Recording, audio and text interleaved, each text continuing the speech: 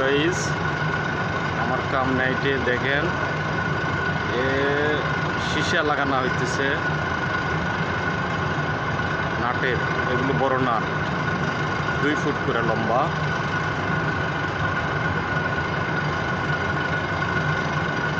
এটা হচ্ছে সীসার চুলা, 16 মিটার আছে এই চুলা। পুরোটাই আগুন। মানুষ এই চুলার মধ্যে পড়ার লগে লগে মনে করেন যে হাড্ডিও খুঁজে পাওয়া যাবে না, গলে শেষ।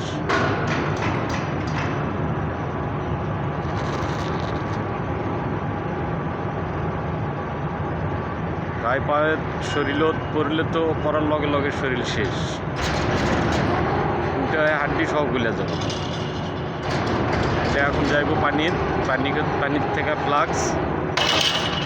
ফ্লাক্সের পরে একটু ঠান্ডা হলে খোলা হবে।